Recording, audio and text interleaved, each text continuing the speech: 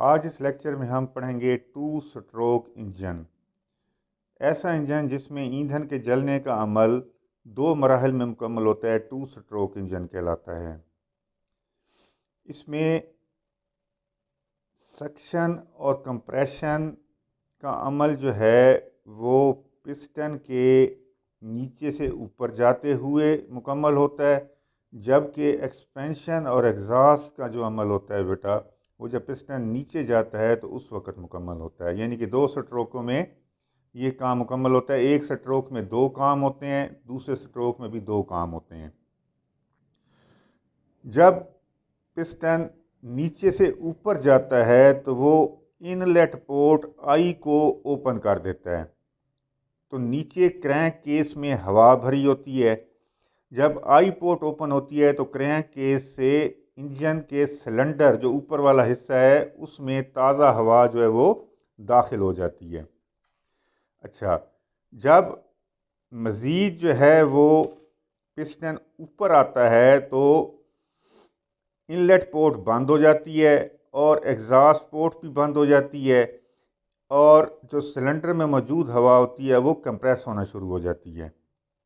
اب دیکھیں، جب پسٹن اوپر جاتا ہے تو آئی پورٹ بھی بند ہو گئی، ای پورٹ بھی بند ہو گئی، جبکہ انلیٹ پورٹ وی والو اوپن ہو جاتا ہے۔ اب اس سے کیا ہوتا ہے، یہ دوسرے نمبر فگر دیکھیں نا، وی والو اوپن ہوتا ہے تو کرینک کیس میں باہر سے ہوا داخل ہونے لگ جاتی ہے۔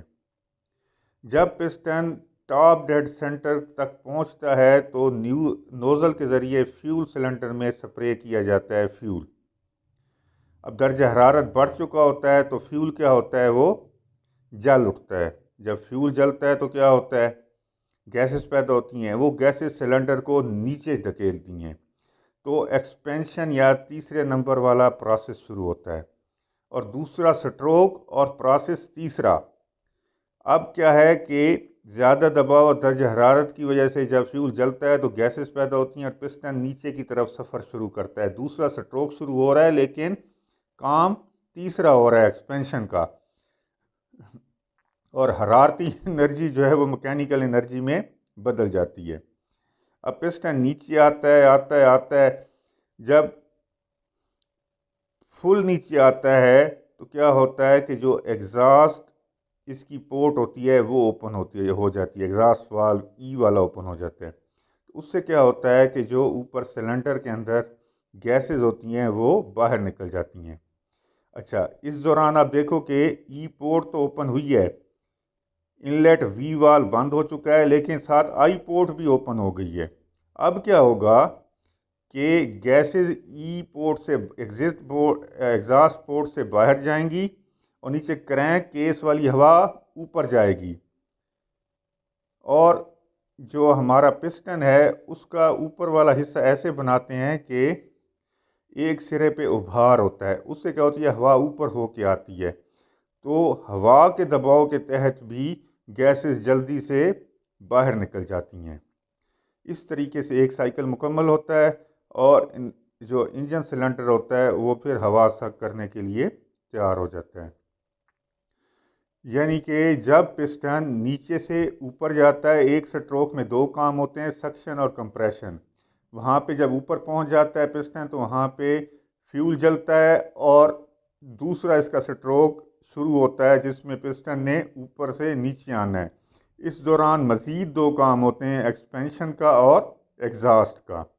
اس طریقے سے دو سٹروکوں میں یہ عمل جو ہے وہ مکمل ہو جاتا ہے۔ اس کے فوائد کیا ہیں؟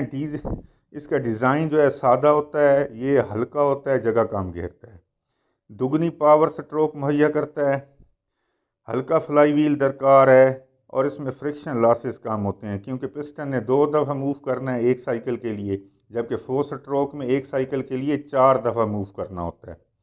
نقصانات کیا ہیں کہ فیول کا خرچ زیادہ ہے، گیسز کے اخراج کے نظام بہتر نہیں ہے نسبتاً فور سٹروک انجن کے، ہیوی لوڈز پر یہ اوور ہیٹ ہو جاتا ہے، اور اس کی مجموعی ایفیشنسی نسبتاً کم ہے فور سٹروک انجن کے۔ تو یہ تھا بیٹا ہمارا آج کا لیکچر ٹو سٹروک انجن۔